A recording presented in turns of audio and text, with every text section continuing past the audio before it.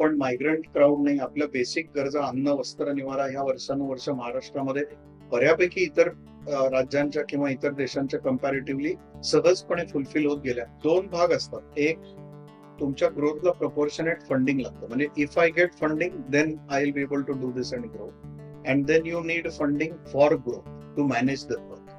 बरोबर.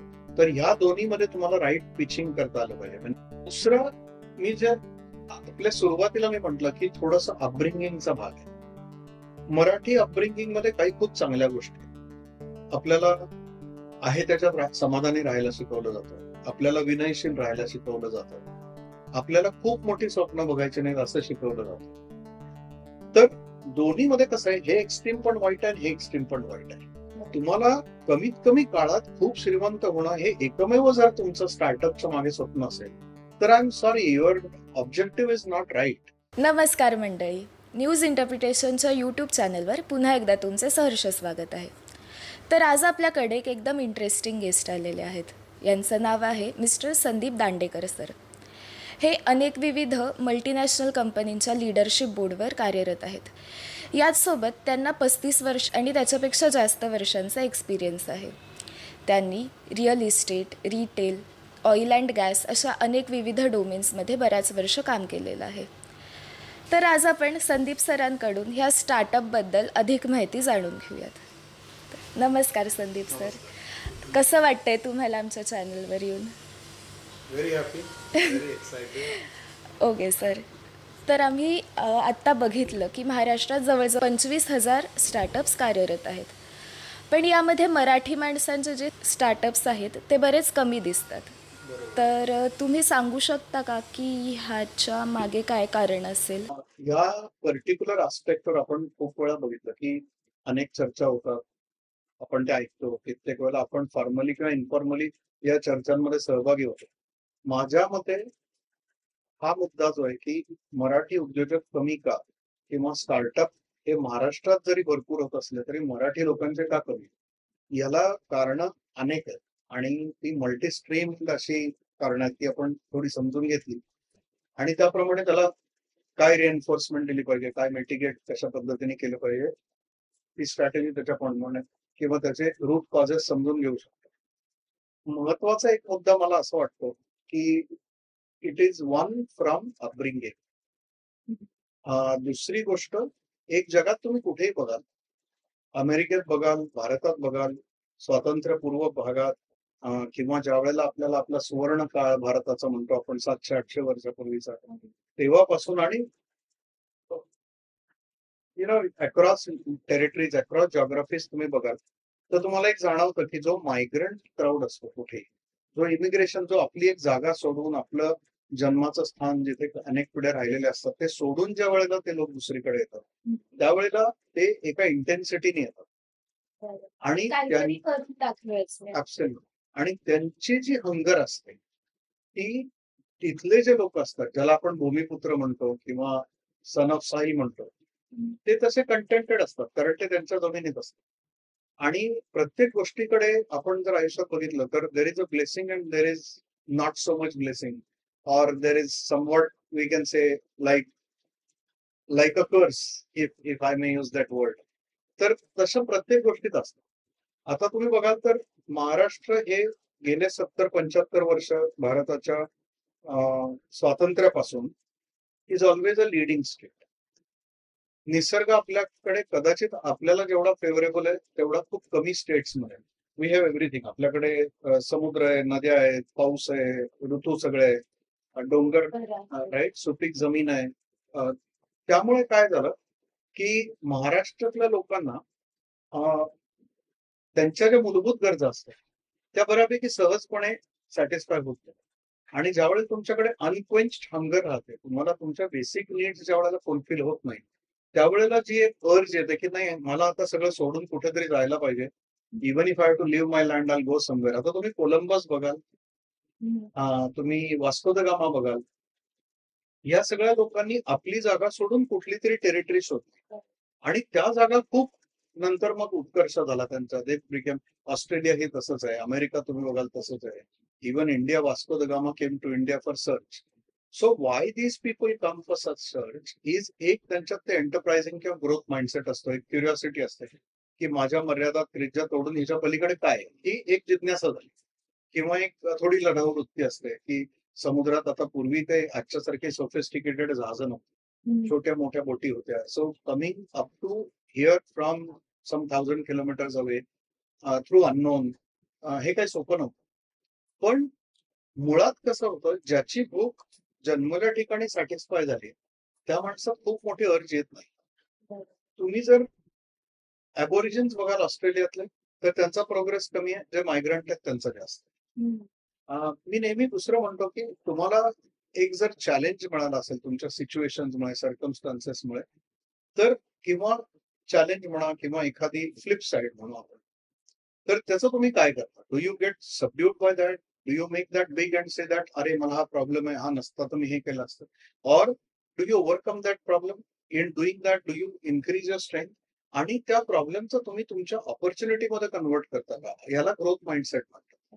म्हणजे तुम्ही इस्रायलमध्ये बघाल तर त्यांच्याकडे पाणी कमी आहे आणि they are always under risk from all sides. आता त्यातलं पॉलिटिकल अँगलमध्ये मी जात नाही because there are many sides to it. पण simply if you look at these two things, how Israel has made use of it. दोन्ही survival issues आहेत. But today Israel sells irrigation technology to the world. And Israel has become a center of excellence for defense, kind of for spy, you know, Mossad तर खूप जास्त absolutely. किंवा even तुम्ही armoury बघाल, defence technology, तर Israel has become a beginning. तुम्ही जपानचं उदाहरण घ्याल तर तिथे सुनामी येतात, भूकंप येतात, त्यांच्याकडे लेवल लँड ज्याला म्हणतो आपण ती खूप कमी आहे. आधी छोटा देश आहे, त्यात अप्स अँड डाऊन्स, अल्टिट्यूड खूप आहे. मग म्हणजे एखाद्या देशाने हे 3 प्रॉब्लेम म्हणजे सुनामी येतात, भूकंप येतात आणि फ्लॅट लँड खूप कमी आहे. तर तो देशाने काय करायचं? गर्भगळीत होऊन गेला. ऍब्सोल्युटली. पण ह्या तिन्ही गोष्टींवर today Japan has become centre of excellence for the world. की भूकंप ही घटना गृहीत धरून काय प्रकारचे स्ट्रक्चर, इन्फ्रास्ट्रक्चर बांधली पाहिजेत याचं Japan has become like a global knowledge centre. सुनामीमध्ये how to deal with tsunami, how to predict, how to handle, how to rescue, त्याच्यामध्ये they have become better than anybody else. If you look at the infrastructure, आजची गोष्ट नाही, मी गेली 40-50 वर्ष सांगतो, म्हणजे त्यांच्यावर न्यूक्लिअर अटॅक झाल्यानंतर दे वर कम्प्लिटली डिस्ट्रॉइड. आता कम्प्लीट डिस्ट्रक्शन ही पण एक ऑपॉर्च्युनिटी असू शकते, because that's an opportunity for you to rebuild everything. आज तुम्हाला मुंबई रिकन्स्ट्रक्ट करायची झाली तर शक्य नाही, कारण तिथे जे ऑलरेडी इकोसिस्टम फॉर्म झाली आहे, अनेक म्हणजे तुम्हाला स्पेसच नाहीये रिक्रिएट करायला. पण Japan got destroyed and they created that as a starting point for restructure. त्यांनी तिथे घाबरून जाण्यापेक्षा किंवा डिसअपॉइंट होण्यापेक्षा त्यांनी ही अपॉर्च्युनिटी मानली आणि त्याच्यातून काहीतरी चांगलं जगायला. तर पॉइंट असा आहे की हा जो अॅक्युमेन आहे की can I take my problem and convert that to enhance my strength, to become stronger and to make that in to my opportunity. याला ग्रोथ माइंडसेट म्हणतात. हा कसं आहे, कुठे ना कुठे मराठी माणसाला हा अॅक्युमेन आपल्यामध्ये आणावा लागेल. कारण आजही तुम्ही बघाल तर मायग्रंट जो मराठी क्राऊड जो महाराष्ट्र सोडून जातो, तो बेटर ऑपॉर्च्युनिटीसाठी जातो, प्रोफेशनल म्हणून जातो, आंतरप्रनर म्हणून कुठे जातो. तुम्हाला महाराष्ट्रीयन्स खूप युएस मध्ये दिसतील, देर आर वेल प्लेस, चांगल्या जॉबमध्ये, but there in job. You will find lot of Maharashtrians in Australia. तुम्ही जर मिडल ईस्ट मध्ये गेलात, ऑस्ट्रेलियात गेलात, युएस मध्ये गेलात, युके मध्ये गेलात, तर तुम्हाला पंजाबी असतील, साऊथ इंडियन असतील, कुठले north Indians, Gujaratis, you will find them migrating mostly for business. You will find Maharashtrians migrating for job. तर हा जो आपला अपब्रिंगिंग मधला एक भाग आहे आणि मग त्याच्यात अनेक भाग आहेत. रिस्क अवर्स आहे, सोशल तुमचं स्ट्रक्चर कसं आहे, सोशली रिस्पेक्ट कशाला आहे, आपण एक कम्युनिटी इकोसिस्टम ज्याला म्हणतो, राजस्थानी समाज असेल, गुजराती समाज असेल, पंजाबी असेल, त्यांची एक कम्युनिटी इकोसिस्टम फॉर्म झाले ज्याच्यामध्ये entrepreneurship is encouraged and it is supported also by a very large community. की तुम्ही पुढे चला, तुमच्यावर आपोआप 10-15 लोक तुम्हाला सपोर्ट करायला तयार. एक आपल्या एरियामध्ये राजस्थानांचं किंवा मारवाडींचं दुकान उघडलं, तिथे हळूहळू अजून 10 लोकांना आणतात, तिथल्या तिथेच दुकानं ओपन करतात आणि सगळे एकत्र मिळून. ऍब्सोल्युटली. दुसरी गोष्ट स्टार्टअप म्हणजे हल्ली थोडासा समज लोकांचा असा झालाय, बऱ्याचशा लोकांचा मी म्हणेन, की startup essentially has to be hitech. It has to give you huge amount of valuation and big money in 3 years. असं नसतं. म्हणजे याचा अर्थ स्टार्टअप हा शब्द नवीन. स्टार्टअप नवीन नाही. आता 40-50 वर्षापूर्वी जे एखादे, आता किर्लोस्कर हे एका स्टेजला स्टार्टअप होतं. It may not be very small. It may not have started with 2 people, 3 people. आता दोन्ही प्रकारचे स्टार्टअप असतात. Today companies which have become very big, ते कुठे कुठे गॅरेजमध्ये, कुठल्या तरी छोट्या बॅकयार्ड मध्ये चालू झालेल्या कंपनीज आहेत. आणि मग ते ट्रान्सफॉर्म होत जातात. किंवा काही कंपनीज फॉर्म होतानाच बऱ्यापैकी मोठं स्ट्रक्चर घेऊनच फॉर्म होतात. And they become big. But they are all startups. Startup means what? A new company which is coming into existence. तर हल्ली हा थोडासा परसेप्शनचा झालाय की स्टार्टअप म्हणजे काहीतरी ऍप असलं पाहिजे किंवा काहीतरी हायटेकच असलं पाहिजे.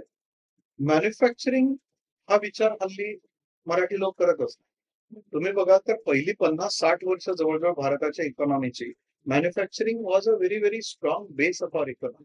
महाराष्ट्रात जास्तीत जास्त मॅन्युफॅक्चरिंग, ते आता आपण रिप्लेस केलं. तर मॅन्युफॅक्चरिंगची किंमत लोकांना कळली पाहिजे. आणि कसं आहे, टेक्नॉलॉजी इज अ लेव्हलर. म्हणजे आज आपण to succeed in business you have to be differentiated. बरोबर. You have to be different than others, better than others. USP पाहिजे. Absolutely right. म्हणजे you do something that nobody else is doing. आजकालच्या इतक्या develop world मध्ये 24 I mean या शतकामध्ये doing something that nobody is doing is very difficult. That means you have to do something better than what somebody else is doing. बरोबर. आता conventional मॉडेलमध्ये, brick and मॉर्टरमध्ये, त्याच business मॉडेलमध्ये, म्हणजे समजा एक हायवे, तुमची पण गाडी त्याच रस्त्यावरनं जाते, माझी पण गाडी त्याच रस्त्यावरनं जाते. तर how many times and how much can I be better than you? कारण शेवटी मी त्याच रस्त्यावर जातो. So there is a limit. म्हणजे मग तुम्हाला एक प्लॅटू येतो की how much can I be better. But if today I am better than you, tomorrow you will catch up. So again I have to be better in some different way. तर तुमचा जर तोच रस्ता असेल तर how many times I can be better. And this is where technology comes in to play. की तुम्ही जर तुमचं जे बेस मॉडेल आहे, बिझनेस मॉडेल, आता आपण ओला उबरचं उदाहरण नेहमी देतो. Ola Uber is only operating taxi. They change the way the cabs are. तुमच्याकडे काळ्या पिवळ्या टॅक्सी पूर्वीपासून होत्या, मग निळ्या फुल कॅब झाल्या. म्हणजे असं नाहीये की ओला उबर बुक केली की तुम्ही इथून तिथे डायरेक्ट विदाउट टॅक्सी जाता. So there was a technology layer brought to make your life easier, which means today if you want to do something better than others, you have to improve the experience of customer. You have to either make it easier for them, safer for them, or cheaper for them. And that is where you have to use technology. आणि एक advantage टेक्नॉलॉजीचा असा आहे की जसं मी तुम्हाला म्हणलं की तुम्ही ब्रिक अँड मॉर्टर एकच रस्ता जर फॉलो करत असाल तर तुम्ही एका एंड ऑफ पोटेन्शियल पॉइंटला येतात की याच्या पुढे इम्प्रुव्हमेंट होऊ शकत नाही. Fortunately, technology is itself continuously evolving and bringing newer opportunities.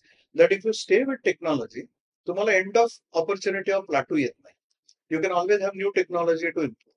Right? तर सर, आता आपण बघितलं की बरेचसे जे सक्सेसफुल स्टार्टअप्स आहेत की झोमॅटो म्हणा, त्याच्यानंतर Shaadi.com म्हणा, तर ह्या लोकांमध्ये बऱ्यापैकी रिस्क टेकिंग फॅक्टर्स होते. ह्याचे जे ऑन्ट्रप्रेनर्स आहेत, रिस्क टेकिंग फॅक्टर्स होते, परत लीडरशिप क्वालिटीज होत्या. तर मग ह्याच्यात कुठेतरी मराठी माणूस कमी पडतो की ज्याच्यामुळे त्यांना एवढं ग्रोथ नाही करता येते किंवा त्यांचे स्टार्टअप्स वाढत नाही, असं काही तुम्हाला जाणवलं? 100%. आणि जसं आपण आता थोड्या वेळापूर्वी म्हणालो की this comes from your social structure, your history. आपण मायग्रंट क्राऊड नाही, आपल्या बेसिक गरजा अन्न, वस्त्र, निवारा ह्या वर्षानुवर्ष महाराष्ट्रामध्ये बऱ्यापैकी इतर राज्यांच्या किंवा इतर देशांच्या कम्पॅरेटिव्हली सहजपणे फुलफिल होत गेल्या. त्यामुळे आपल्यात ती डेस्परेट जी एक इंटेन्सिटी असते की नाही मी काहीतरी करणार, me out of the box बरोबर, तर ते आपल्यात कधी झालं नाही. म्हणून काय झालं, ओव्हर द जनरेशन्स आपल्याला एम्प्लॉयमेंट मॉडेल आपल्यामध्ये ग्लोरिफाय झालं. ते झाल्यानंतर आपल्याला सोशली काय की बाबा लवकर सेटलमेंट म्हणजे काय, मग आपली स्वप्न छोटी आणि सिक्युअर व्हायला. See higher the risk higher the gain, हा तर आपण रूल माहितीच आहे आपल्याला. तुम्ही ज्या वेळेला तुमची रिस्क विंडो, रिस्क अवर्शन कमी कमी करत जाता त्यावेळेला तुमची ग्रोथ ऑपॉर्च्युनिटी कमी होते.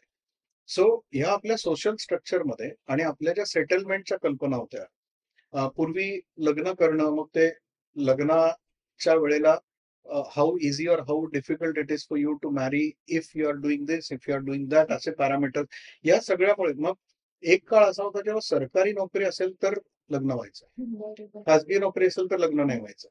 इथपासून हे चेंजेस होत जातात काळाप्रमाणे. तर आय थिंक मराठी जे नवीन तरुण आहेत त्यांनी one good thing is for them, ते जन्माला आलेत गेली समजा एक 15-20, आता ज्यांचं 15-20 वर्षाचं वय आहे तिथून जी पुढची सगळी जनरेशन आहेत, they are born in an environment of abundance, environment of opportunities, enabled by technology, supported by parents. पूर्वी कसं होतं, generation were born in an environment of scarcity, lot of social controls, lot of people were much worried about what who will say. मी असं केलं तर मग काय होईल. आता ती बंधनं हळूहळू कमी होत चालली. त्यामुळे मुलांनी पण स्वतःमधली कॉम्प्लेसन्सी काढली पाहिजे आणि दे शुड. बरं, दुसरी गोष्ट, रिस्क घेताना सुद्धा आपण असं म्हणत नाही की तुम्ही रेकलेस रिस्क घ्या, but you have to raise your appetite for risk आणि कॅल्क्युलेटेड रिस्क घेतली पाहिजे. आता मला सांगा, तुम्ही स्टार्टअप चालू करताना which is your ideal, you can start anytime. You can start at 60, 70. There are success stories, multiple success stories where startup was started by somebody at 45, 50, 60, all that. पण ideally जर तुम्ही म्हणाला तर स्टार्टअप माझ्या मते as early in your life you start is the better, because your risk is minimum. You have that much more horizon to settle. Even if things don't work out. समजा तुम्हाला पहिले 3, 4, 5 वर्ष स्ट्रगल झाला, तुमची earnings तेवढी वाढली नाहीत, even if you are so called Marathi settlement जी असते ती जर तुमची थोडीशी डिले झाली तरी इट्स ओके. पण बऱ्याच वेळेला विचार असा केला जातो आणि परत तो नोकरीचा पगडा असतो आपल्यावर, की नाही नाही, पहिली 5 वर्ष नोकरी कर, मग त्यातनं अनुभव घे, थोडंसं सेव्हिंग कर आणि मग तुझं काहीतरी चालू कर. तुम्ही 5 वर्षाच्या सेव्हिंग मधून कधीच व्यवसाय चालू करत नसता. ते 5 वर्षाचं saving is nothing compared to business. आणि तुम्हाला 5 वर्षाचा अनुभव नोकरीमध्ये हा तुम्हाला एंटरप्रेन्योरशिप डेव्हलप करणारा कधीच असू शकत नाही. आणि त्या 5 वर्षामध्ये तुम्ही टाइमलाईनवर पुढे गेल्यामुळे त्या पॉइंटला तुम्हाला रिस्क अव्हर्शन जास्त आहे. तर सर, तुम्ही जेव्हा हे मेंटरशिपसाठी काम करता किंवा as a investor point of व्ह्यूने हे स्टार्टअप निवडता, तर तेव्हा तुमच्या डोक्यात नक्की काय चाललेलं असतं, की कसे तुम्ही हे स्टार्टअप शॉर्टलिस्ट करता की आता मला ह्यांना मदत करायची? ऑनेस्टली मदत मी आलेल्या प्रत्येकालाच करतो. ओके. मला जर असं वाटलं की त्यांची कन्सेप्ट खूप प्रीमॅच्युअर किंवा इमॅच्युअर आहे, तर मी त्यांना सांगतो की तुम्हाला आधी आधी ह्या गोष्टींची क्लॅरिटी स्वतः घ्यावी लागेल. You have to think, maybe evaluate your idea, test it in limited audience. कसं आहे, ती तुमच्या आयडियाला कमीत कमी एक टाइम हॉरायझन असलं पाहिजे. कारण by the time you implement, you go in business, you expand your business, you grow it, त्याला एक 10, 15, 20 वर्षाचं हॉरायझन तरी पाहिजे. एखादी खूपच शॉर्ट लिव्ड आयडिया असेल which is likely, for example एक पेजर नावाची एक गोष्ट आली होती, ती 6-8 महिने चालली, बरोबर. अशा काही गोष्टी असतात की त्याला हॉरायझनच नाही मिळत. म्हणजे आपल्याकडे लँडलाईन फोन होते, मग पेजर आले आणि मग मोबाईल आले आणि मग मोबाईलमध्ये जनरेशन येत गेलं. पण पेजर वॉज व्हेरी शॉर्टली. तर एक उदाहरण देतो, म्हणजे तुमच्या बिझनेसची अशी काही कन्सेप्ट असेल की which will have very short life span, तर त्याचा उपयोग नाही. So first of all you have to see की तुमच्या बिझनेस आयडियाला इम्प्लिमेंट केल्यानंतर त्याला ग्रो व्हायला, त्याला प्रॉस्पेरिटी यायला, do you have enough horizon? That is one. दुसरी गोष्ट, त्याची स्केलेबिलिटी काय, काय पद्धतीने स्केलअप होईल, कशा राऊटने ते स्केलअप होईल, त्याला किती इन्व्हेस्टमेंट लागेल, काय काय स्टेजेसला, how difficult or easy it is to copy that idea. आता समजा स्टार्टअप मध्ये अंबानींचं पण स्टार्टअप असतं. जिओ जेव्हा चालू झालं तेव्हा it was startup, but it started with crores and crores rupees of funding. And it was not possible for anybody to copy that model because obviously there is a muscle power of money. They would do what is difficult for anybody to copy. पण छोटा startup, एक student आहे, जसं तुमच्या वडिलांनी केलं तसं जर तुम्ही चालू केलं, तर obviously there is a possibility that you have some idea, and if you premature expose it, then it can be copied by somebody who has more money power than you, and then you are just washed out. तर तसं होता कामा नये.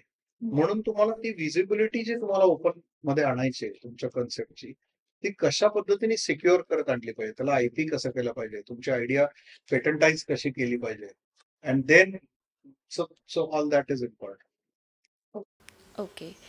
तर sir आता तुम्ही म्हणालात की त्यांना स्केल अप व्हायला काहीतरी म्हणजे होण्याचे चान्सेस तरी पाहिजेत ॲटलिस्ट. तर तुम्ही या स्टार्टअप्सला स्केल अप होण्यासाठी कशा प्रकारे मदत करता? पहिल्यांदा एक मिनिमम व्हायबल प्रॉडक्ट पाहिजे तुमचा, बरोबर. You have to test the waters. दोन भाग असतात. एक, तुमच्या ग्रोथला प्रपोर्शनेट फंडिंग लागतं. म्हणजे if I get funding then I will be able to do this and grow. And then you need funding for growth to manage the growth, बरोबर. तर ह्या दोन्हीमध्ये तुम्हाला राईट पिचिंग करता आलं पाहिजे. म्हणजे अगदी न कंटाळता, तुम्हाला न डिप्रेस होता, 100-200 ठिकाणी जरी तुम्हाला प्रेझेंटेशन करायला लागलं तरी तितक्याच इंटेन्सिटीने, तितक्याच पॅशनेटली तुम्हाला करता आलं पाहिजे. सेल्फ डाऊट नसला पाहिजे. आता अशी माझी कशी अपेक्षा असू शकते, unless I am very very fortunate, anything can happen in life. You could get your first pitch succeeded, successful, and you can get windfall funding. That can happen. But what is the probability of that? Very little. 1 in a million case. So it is very clear that you will have to sell your concept, talk about your concept to hundreds of people. They will ridicule it, they will not like it, they will shoot it down, they will ask you a lot of questions. You will think, हे काय चाललंय. So you should not get depress. तुम्हाला conviction खूप पाहिजे, self doubt नसला पाहिजे, आणि where am I wasting time and where I know I am going towards my goal and now is a time not to give up, हे तुम्हाला कळलं पाहिजे. म्हणजे आता समजा मी या भिंतीवर डोकं आपटत राहिलो आणि म्हटलं नाही I will not give up, तर दॅट इज नॉनसेन्स, बरोबर. पण if I have a hammer and I am breaking a rock and I want to take out a diamond from it, I may be just an inch away. I may have done drilling for hours together and I'm still not finding a diamond. But if I know that I'm going in right direction, now the diamond is a few inches away. So that is a point when you said, no, no, I have done all the hard work. Now I can't give it up. So तुम्हाला ती clarity असली पाहिजे की ह्याच्यात जे माझं होतंय, जे मला सक्सेस येत नाही, परत परत मी एफर्ट करतोय, is this the right direction? Is this how it will be and one day it will happen? Am I going closer or am I wasting my time? हे तुम्हाला कळलं पाहिजे. आणि if you're doing something wrong, if you're not progressing, if you're wasting your time, there's nothing wrong in admitting that. You just change the course. You leave the path that is not working. Try something different. Maybe a different idea, maybe a different way of tapping that idea, right? तुमचं objective goal तोच असेल, but maybe your way has to be different. Sometimes you have to cross the mountain, sometimes you have to dig a tunnel, sometimes you have to go around it. So ते थोडंसं मी लोकांना सांगण्याचा प्रयत्न करतो, जे idea घेऊन येतात, की what is a logical and sequential way, कुठल्या पद्धतीने तुमची फेल्युअर्स कमी होतील, किंवा तुमचं कसं आहे, you can fail 100 times before succeeding or you can fail 10 times before succeeding. तर my attempt is to help them fail only 10 times before succeeding instead of 100, right. पण मी त्यांना हे सांगतो की don't be scared of failing, don't start self doubting if you don't get success early. Be there for a long game and it will work. आणि एक महत्वाची गोष्ट, स्टार्टअप्स च्या एंटरप्रेन्योर्सना पण, आणि for people like me also who are experienced, who want to advice, की आजच्या जगामध्ये बदल हा इतका कॉन्स्टंट आणि इतका फास्ट आहे. मी बऱ्याच वेळा म्हणतो, तुमच्यापैकी जर कोणी इंजिनियर्स असतील तर they will know what I am saying. Displacement, velocity, acceleration, अशा 3 गोष्टी असतात. Acceleration is the last concept in that, which means rate of change of velocity. पण आताचा चेंज असा आहे की even your acceleration is accelerating, so which kind of beats physics, I would say. तर एवढा ज्या वेळेला बदल असतो ना, त्यावेळेला unless you are recalibrating and refreshing your experience, that becomes a burden than an asset. कारण तुमचा एक्सपिरियन्स ज्या पॅरामीटर्स मध्ये, ज्या सर्कमस्टान्सेस मधून आलेला असतो, ते सर्कमस्टान्सेसच जर व्हॅलिड नसतील तर तुमचा experience can be misguiding, it can be a burden. So experience people also will have to continuously keep on unlearn, relearn, unlearn. तर आणि it is great because that keeps you younger in your mind, because when you are learning, it keeps you younger. Sir, तुम्ही आत्तापर्यंत आपल्या conversation मध्ये बऱ्याच अशा काही काही गोष्टी हायलाइट केल्या, की मराठी आणि अमराठी जे स्टार्टअप्स आहेत त्याच्यात बरेच फरक असतात. तर हे सोडून पण अजून काही तुम्हाला हायलाइट करायला आवडेल, की त्यांची मेंटॅलिटी किंवा आपण म्हणतो ना बिझनेस करावा तर गुजराथी किंवा मारवाडी, बरोबर. तर त्यांच्यात असं काय वेगळेपण असतं जे मराठी लोकांमध्ये नसतं? एक 2-3 कदाचित माझ्या मनात तुमचा प्रश्न आल्यानंतर मी विचार करतोय. May be 2-3 things. एक कसं असते, केमिस्ट्री असते त्या कम्युनिटीची, जी 2, 3, 4, 5, 6 जनरेशन्स नंतर फॉर्म होत असते. कंटिन्युअसली फॉर्म होत असते. आजचा जर आपण 20 वर्षाचा, 25 वर्षाचा तरुण पंजाबी, गुजराती, मारवाडी, जास्त एंटरप्रेन्योर कम्युनिटीतला विचार केला, तर त्याची जी केमिस्ट्री आहे ना, ती गेली 6 पिढ्यांमधनं, 7 पिढ्यांमधनं आलेली आहे. मी तुम्हाला मगाशी म्हटलं तसं आपण आत्ता बदल व्हायला सुरुवात करतो. त्यामुळे we should also be fair and practical in expecting की त्या कम्युनिटीचा जो एक एनकरेजिंग किंवा कंड्युसिव्ह एन्व्हायरमेंट आहे एंटरप्रेन्योरशिपसाठी, तो आपल्याला मराठीमध्ये यायला इट इज स्टिल टाइम. पण म्हणून आपण निराश होऊन सोडून देण्यात पॉईंट नाही, कारण ते आपण करत राहिलो तर अजून 2, 3, 4 जनरेशन नंतर our youth will be almost like any other non-Maharashtrian youth who will think entrepreneurial, ज्याला सोशल तेवढे टॅबू नसतील, who will not have to worry about अरे माझ्याकडे सरकारी नोकरी असेल तर लग्न होईल, अरे प्रायव्हेट नोकरी असेल तर होईल, अरे घर असेल तर हे होईल. ह्याच्यातून आपण बाहेर येणं आवश्यक आहे, विच विल हॅपन. दुसरं, मी जे आपल्या सुरुवातीला मी म्हटलं की थोडस अपब्रिंगिंगचा भाग आहे. मराठी अपब्रिंगिंग मध्ये काही खूप चांगल्या गोष्टी आहेत. आपल्याला आहे त्याच्यात समाधानी राहायला शिकवलं जातं. आपल्याला विनयशील राहायला शिकवलं जातं. आपल्याला खूप मोठी स्वप्न बघायची नाहीत असं शिकवलं जातं. तर दोन्हीमध्ये कसं आहे, हे एक्स्ट्रीम पण वाईट आहे, हे एक्स्ट्रीम पण वाईट आहे.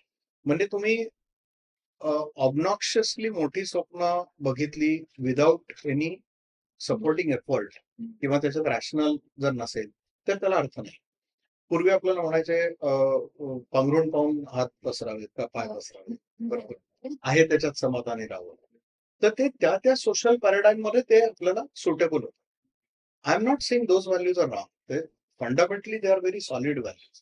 पण त्यातलं चांगलं घेऊन, त्यातलं जे आज आपल्याला एंटरप्रेन्योर जर्नीसाठी जे आपल्याला बर्डन होतं, जे पायातल्या बेड्या होतात, जे धरून ठेवतंय, ते तर निदान आपण काढून टाकलं पाहिजे.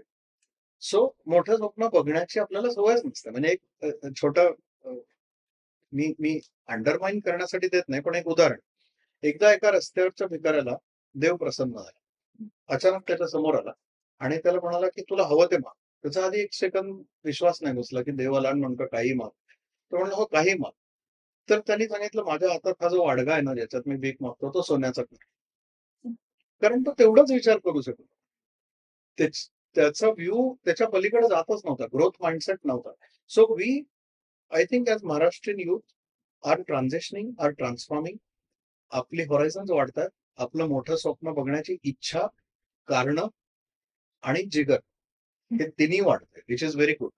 We have to give it time.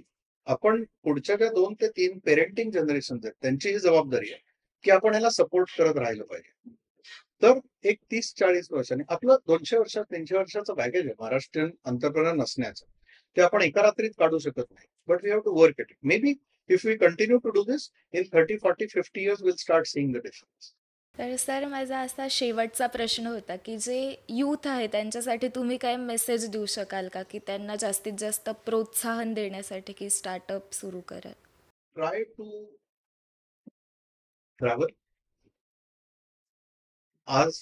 आणि मी ट्रॅव्हल म्हणतो म्हणजे आजच्या टेक्नॉलॉजीमध्ये फिजिकल ट्रॅव्हल अल्टरनेटिव्ह तर नाहीच आहे. पण there is a limitation on how much physical travel you can do. आणि का ट्रॅव्हल म्हणतो तर travel is one thing which widens your horizon so much across cultures, वेगवेगळ्या stories, how people have struggled, how they have risen above fall, how they fought with their constraints. या इतक्या profound stories तुम्हाला अनुभवायला, ऐकायला, पाहायला मिळतात की तुमचं ट्रान्सफॉर्मेशन होतं. पण then you have to read a lot. आता रीडिंगला टेक्नॉलॉजी आहे. तुम्ही फिजिकल रीडिंग आता आपल्याला वेळ पण नसतो. पण ऍटलिस्ट ऑडिओ बुक्स आहेत, व्हिडिओज आहेत, रील्स नुसती कुठली बघत बसण्यापेक्षा do a targeted value adding kind of YouTube watching or reel watching. Be very clear about. आणि दुसरं एक महत्वाचं म्हणजे तुम्ही महाराष्ट्रात बघाल ना, तर आता हे थोडंसं वाद होऊ शकतो याच्याबद्दल, मला माहित नाही मी बोलू की नाही, पण mass of our youth is very wilfully mishandled by our politicians. कारण त्यांना मोटरसायकलवरनं त्यांच्या मागे झेंडे फिरून फिरणारे कार्यकर्ते हवे असतात. खरंच खूप खरं बोललात तुम्ही. तुम्हाला महाराष्ट्रामध्ये जेवढे काहीच त्यातून आउटपुट नसणारे जेवढे तरुण कार्यकर्ते एकेका गोष्टीसाठी चौका चौकात तुम्हाला 100-200च्या संख्येने दिसतील, तेवढे. आता आपण या आजच्या विषयावर बोलताना आपण कुठल्या राज्यांबद्दल बोललो? उदाहरणार्थ Punjabi for example, Gujarati, Rajasthani, to some extent south Indians. इथे तुम्हाला हा जो एक मी पॉलिटिकल आस्पेक्ट म्हटला, युथ, की 200 कार्यकर्ते, 1000 कार्यकर्ते ह्या नेत्यासाठी, मग त्या नेत्यासाठी. What, why are you doing? मग ते बॅनर लावायचे, मग एक बॅनरवर एका नेत्याचा, त्याच्या खाली 200-250 ते कोणतरी मुलं. I mean, where is it going to take you? So this has to change. म्हणजे एका वाक्यात जर तुम्ही मला म्हणालात व्हॉट इज युअर मेसेज, तर don't stop until you are proud, असं म्हणेल. आता प्रश्न असा आहे की what will make you proud? प्रत्येकाचे हे वेगवेगळं असू शकतं. तर मला सांगा, 30-40-50-60 वर्षापूर्वी जर मराठी फुलवाले असतात, मराठी लॉन्ड्रीवाला असतात, मराठी टॅक्सी ड्रायव्हर असतात, मराठी वायरमन, मराठी प्लंबर, तो तुम्ही बोलवल्यावर येतो, एका वाजवी दरात काम करतो, व्यवस्थित काम करतो, प्रोफेशनल सर्व्हिस देतो, असं जर असेल तर बाहेरच्या राज्यातले लोक का आले असतील? या अंकीत जर खडा नसेल तरच बाहेरचा खडा घालू शकतो ना. इथला जर खडा आहे तर दुसरा खडा बसूच शकत नाही. मला जर इथे सर्व्हिस ऑपॉर्च्युनिटी आहे, फुलवाला असेल, लॉन्ड्रीवाला असेल, ड्रायव्हर असेल, तो जर माझा इथला असेल, तो काम करत असेल, तर दुसरा येणारच नाही ना. आज आपण म्हणतो हे बाहेरचे लोक आले, आणि मग त्याच्यात ग्रोथ माइंडसेट आला. म्हणजे मी तुम्हाला कित्येक उदाहरणं दाखवेन की एक कोणीतरी युपी मधनं माणूस येतो जो सिक्युरिटी गार्ड असतो, आणि 7-8 वर्षांनी तो सिक्युरिटी कंपनी काढतो. So see from where to where he has gone, and this is startup. आता काय होतं स्टार्टअप म्हणजे, मी तुम्हाला मगाशी म्हटलं तसं की व्हॉट्सअप स्टार्टअप समजा, मग त्याचं किती व्हॅल्युएशन मिळालं, ओला, पण त्याच्यात फेल्युअर केसेस किती आहेत, आणि व्हॅल्युएशन हा इथला एक भाग आहे. तुम्हाला कमीत कमी काळात खूप श्रीमंत होणं हे एकमेव जर तुमचं स्टार्टअपच्या मागे स्वप्न असेल, तर I am sorry, your objective is not right. And then there is a higher possibility that you will fail, you will get more frustrated, and then more people will get discouraged seeing your failure. Because if you have more failures than successes, then people will get discouraged. Because if you are seeing more failures around you, then it will put more fear in you. हे खरं आहे की म्हणजे तुम्ही खूप जास्ती पण अपेक्षा ठेवू नका, पण काहीच करायचं नाही असं हे करू नका. थोडेसे स्वप्न खूप मोठं असावं. मी असं पण नाही म्हणत की अपेक्षा कमी असाव्यात. You should have big dream. पण विल आय, आता सचिन तेंडुलकरच्या एवढेच चांगले क्रिकेट खेळणारी, त्याच्या समजा तो 15-16 वर्षाचा असेल, 10-12 वर्षाचा असेल, तेव्हा त्याच्यापेक्षा किंवा त्याच्या इतकं चांगलं खेळणारं क्रिकेट कोणीच नसेल का? असू शकते. त्याच्यापेक्षा चांगले पण खेळणारे असतील, पण तो जिथे गेला तिथे किती जण पोहोचले नाही. So there is an aspect of good fortune, there is an aspect of intensity, commitment, sacrifices, all that. बरोबर? आता त्याच्यासारखे सॅक्रिफायसेस केलेले पण कित्येक लोक त्याच्यापर्यंत नाही पोहोचले. Now that happens in life. पण म्हणून तुम्ही ठरवायचं की मी ऍज अ कम्युनिटी छोटी स्वप्न बघणार, मी नोकरीतच राहणार, मी प्रयत्नच नाही करणार, मी पंख उघडणारच नाही, मी आकाशात उडायचं स्वप्नच नाही बघणार, असं नाही करू नका. आणि या आपल्या डिस्कशन मध्ये we are absolutely neutral to any community, any profession. म्हणजे त्याच्याबद्दल उदाहरण देण्याच्या किंवा बोलण्याच्या ओघात जर तसं काही कोणाला वाटलं तर आय वॉन्ट टू क्लॅरिफाय की one community, second community, third community, we were just using their examples to understand the qualitative difference and strengths of those communities. We were not trying to say one is inferior, second is better. दुसरी गोष्ट आपण एक काही political एन्व्हायरमेंटचा reference दिला. त्याच्यात idea is not to talk about politics, but how a youth of Maharashtra is possibly getting underutilized or wasted, and how it is destroying future of Marathi community and their prosperity. एवढाच उद्देश होता. त्यामुळे कुठली जात, धर्म, community, profession याच्याबद्दल कुठली comment मला करायची नव्हती. Absolutely sir. तर आम्हाला खूप छान वाटलं तुमच्यासोबत हे डिस्कशन करून आणि आपण नक्कीच होप करूया की महाराष्ट्रातल्या स्टार्टअप्सचा नंबर पण अपॅरेंटली खूप वाढेल. तर आजच्या या स्टार्टअपच्या आमच्या कॉन्व्हर्सेशनबद्दल तुम्हाला काय वाटलं हे नक्की आम्हाला कमेंट सेक्शनमध्ये सांगा. हा व्हिडिओ लाईक करा आणि आमच्या चॅनलला सबस्क्राईब करा. धन्यवाद.